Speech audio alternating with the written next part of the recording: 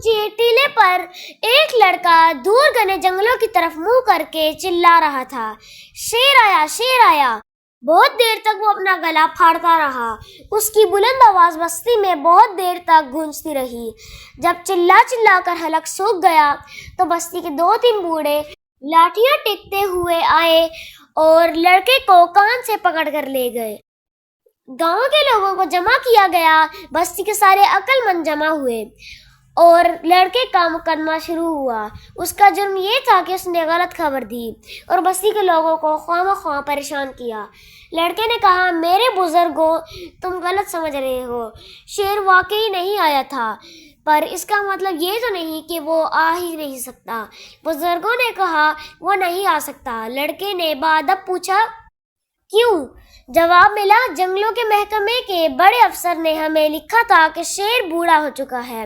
لڑکے نے کہا، لیکن آپ کو یہ معلوم نہیں تھا کہ وہ جوان ہونے کے لیے بہت سی جڑی بوٹیاں کھا رہا ہے۔ جواب ملا، یہ افواہ تھی۔ جنگلوں کے محکمے کے بڑے افسر سے ہم نے اس بارے میں پوچھا تو اس نے ہمیں یہ لکھا تھا کہ شیر نے تو اپنے رہ سہے دانت بھی نکلوا دیے ہیں، کیونکہ وہ اپنی زندگی کے باقی دن خدا کی یاد میں گزارنا چاہتا ہے۔ لڑکے نے بڑے جوش کے ساتھ کہا، میرے بزرگوں، ہو سکتا ہے کہ ایسا نہ ہو۔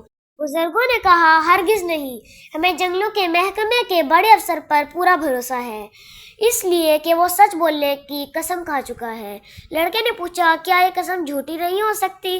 بزرگ غصے میں چلائے، ہر چیز جھوٹی کیسے ہو سکتی ہے؟ تم خود جھوٹے ہو، مکار ہو، چال باز ہو۔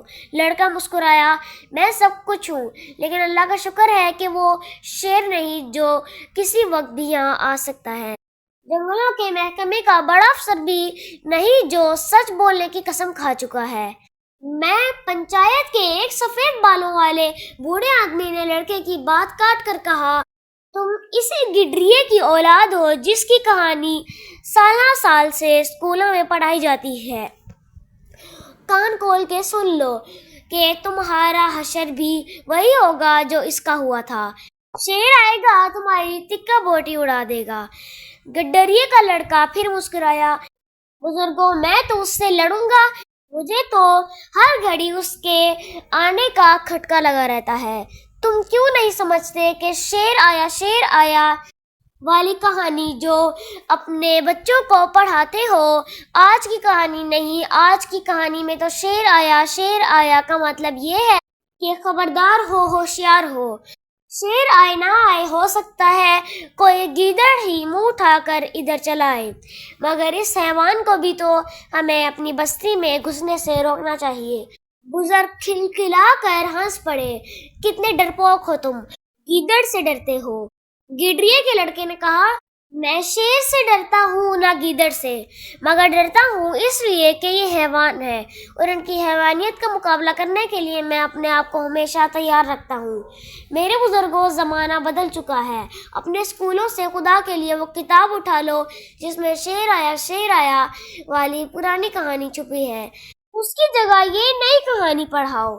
ایک بڈھے نے کھانستے کھٹکارتے ہوئے کہا، بھائیو، یہ لڑکا ہمیں غلط راستے پر لے جانا چاہتا ہے، اس کا سر پھر گیا ہے۔ دوسرے بڈھے نے غصے سے کانپتے ہوئے کہا، اس کو فوراً قید کرو۔ گڈریے کے لڑکے کو فوراً جیل میں قید کر دیا گیا۔ اتفاق کی بات ہے، اسی دن بھیڑیا بستی میں داخل ہوا، بھگدڑ مچ گئی، 6 لوگ بستی چھوڑ کے بھاگ گئے، باقی بھیڑیے نے شکار کر لیے۔ جب وہ بھیڑیا جیل کے پاس سے گزرا تو اس نے لوہے کی مضبوط سلاخوں کے پیچھے گڈریے کے لڑکے کو دیکھا۔ بھیڑیے نے اس سے کہا، کون ہو تم؟ لڑکے نے جواب دیا، میں گڈریے کا لڑکا ہوں۔ بھیڑیے کی آنکھوں میں خون اتر آیا، اوفو، تم گڈریے کے لڑکے ہو، وہی جو میرے آنے کی اطلاع دیا کرتے تھے۔ باہر آؤ، میں تمہیں اس کی سزا دینا چاہتا ہوں۔ لڑکا مسکرایا، جنگلوں کے بادشاہ، مجھے افسوس ہے کہ میں باہر نہیں آ سکتا۔ میرے بزرگوں نے جو مجھے سزا دی ہے، اس نے مجھے تمہاری سزا سے محفوظ کر دیا ہے۔ اور بھیڑیا دانت پیستا رہ گیا۔ एक भेड़िया शिकार की तलाश में इधर उधर घूमते घूमते एक गार के पास पहुंचा, जहां से ताजा गोश्त की महक आ रही थी। भूख और ऊपर से ताजा गोश्त इससे रहा ना गया और वो गार के अंदर चला गया। जब वो गार में पहुंचा तो इसने अपने दोस्त चीते को बकरी खाते हुए देखा तो हैरानी से बोला, अरे तुम कहाँ गायब थे इतने अरसे से? बड़े मजे आ रहे हैं, अकेले ही पूरी बकरी खा रहे हो। चीता बोला, हाँ भाई, शिकार के लिए मेहनत की और अब इस मेहनत का फल खा रहा हूँ। तुम सुनाओ, खैरियत तो है? बड़े कमजोर दिखाई दे रहे हो, हालांकि पहले तो अच्छे भले सेहतमंद थे। भेड़िए ने कहा, क्या बताऊं, तुम तो आसानी से शिकार कर लेते हो, मगर मुझे काफी परेशानी होती है। करीब के गांव से रोजाना जंगल में बकरियों का एक रेवड़ घास चरने आता है, मगर रेवड़ के साथ बहुत से मोटे ताजे कुत्ते होते हैं, इसलिए मैं इनका शिकार नहीं कर पाता। चीते भाई, तुम मुझे कोई आइडिया दो कि मैं किस तरह इन बकरियों का शिकार करूं और वापस पहले जैसी सेहत बना सकूं। चीते ने कहा, मेरे जहन में एक आइडिया है।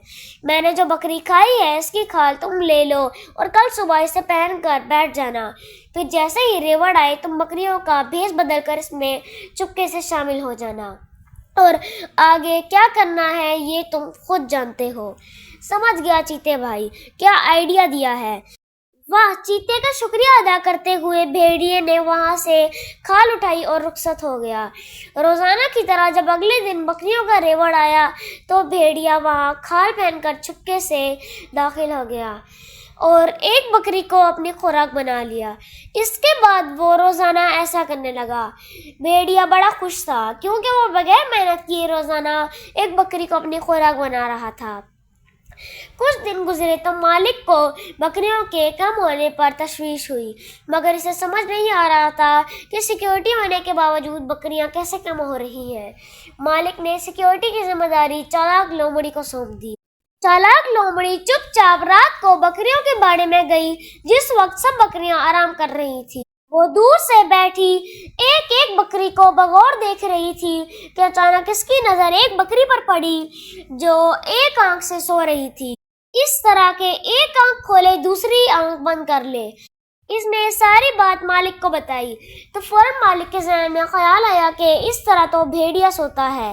इसने फौरन अपने अमले की मदद से धोखेबाज भेड़िए को पकड़ लिया। प्यारे दोस्तों, झूठ बोलकर, धोखा देकर हम आर्जी तौर पर तो कोई खुशी हासिल कर लेते हैं, मगर याद रखें कि झूठ जल्द या कुछ देर में सामने आ ही जाता है और फिर आपके पास पछतावे के सिवा कुछ नहीं बचता। भेड़िए की इस कहानी से सबक हासिल करें और पक्का इरादा कर ले कि कुछ भी हो जाए हमेशा सच ही बोलेंगे, कभी किसी को धोखा नहीं देंगे। यार दोस्तों, आज के लिए इतना ही। मिलते हैं आपसे एक नेक्स्ट वीडियो में, तब तक के लिए अल्लाह हाफिज। Like, share and subscribe to our channel and don't forget to press the bell icon. Allah Hafiz.